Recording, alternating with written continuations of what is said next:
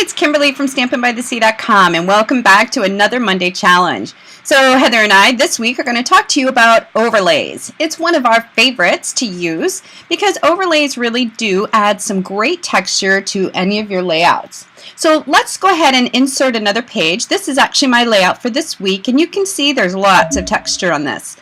So we're going to go ahead and come up here to insert, and I'm going to add a page. We're going to add a blank page, and we're going to start fresh and clean. So we're going to come over here to the background papers, and basically this is my workflow for many of my layouts, as I love to add texture to my layouts. We're just going to add a paper from the back to school, and I love this because the back to school papers do have a lot of great texture already, but let's add a little bit more. So one of my tools that I love to use is the global tool when I'm searching for different types of overlays, because there are different types. You'll notice some will cover your entire canvas, and there's others that, you know, they are a little bit smaller. So I'll show you both types.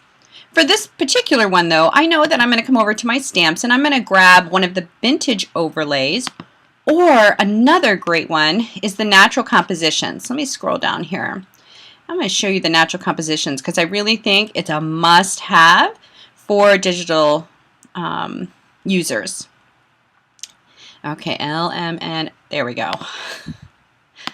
Alrighty, so this one and the vintage overlays are my favorites. So we're going to take this one right here and pop it over. I love this one because it has the coffee stains on it, and look at all the texture. Now when you first look at this, it's kind of it's just too dark. So what we're going to do is come down here to the opacity, and we're going to bring that down to about 20. Oh, let's bring it back up to 40. There we go. You could also change the color. Many times, because it is an overlay, I do keep it this gray look. Occasionally though, I do add a little bit of color, which I did do on this layout, and I'll show you that in a minute. Now the great thing about overlays is you can rotate these as well. So we rotate it, maybe, you know, my photo was here and those coffee stains were over here, and that was covering up the face. So I can just take that and move it, rotate it to where I want. But let's talk about another one, another overlay. I'm going to take you back up here to the back to school because some of these overlays are a bit different. Let's go up here to digital kits and come here to back to school. There we go. And let's hit open. And you'll see here some of these overlays are a bit smaller. Let's just bring this one over. And you can see right here how that one is smaller. Now, what I do like about these smaller ones, I'm going to show you how you can put these on a photograph. Or another great thing is, watch this, you can add a photo, and let's square it up here and bring this over.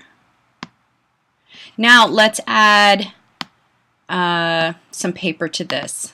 Let's come up here to our cardstock and let's open up my favorite, which is crumb cake, and let's hit that, and then let's put that behind. Now let's change the opacity of that. Whoops. You gotta click on this one, and let's change the opacity on that. Now you can make your own designer paper, and let's change the color. Let's get crazy.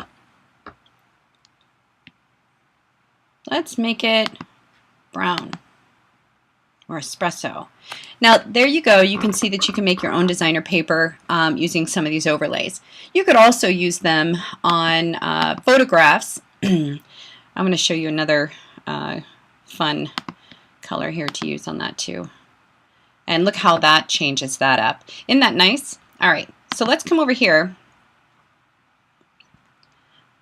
When I speak of overlays, one of the things that immediately comes to my mind is stamp brushes can be overlays.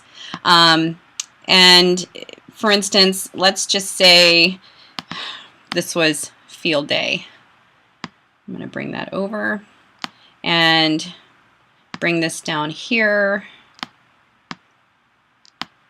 It's on the photo. I'm going to change the color.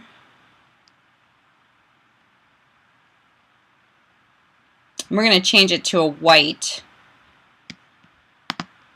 and hit OK. And now this actually becomes an overlay onto the photo. Now I love to change the opacity on this. You can barely see it, but it's there. And what I would do for this particular layout is add something that says beach or sun or something like that, just to add it onto the actual photo.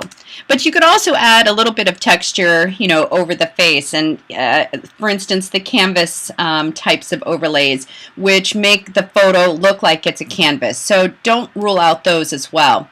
You can see on this layout too, here, right here, this is actually a vintage overlay, and I did add some color.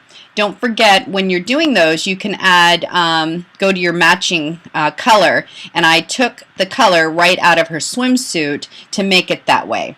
Alright, I hope these ideas and tips help you when using vintage overlays. Play with them. They are so much fun, and they really do add a lot of great things to your layouts or digital projects. Have a great day, and you can visit and find more inspiration at stampinbythesea.com or stampwithheather.ca. Have a great day.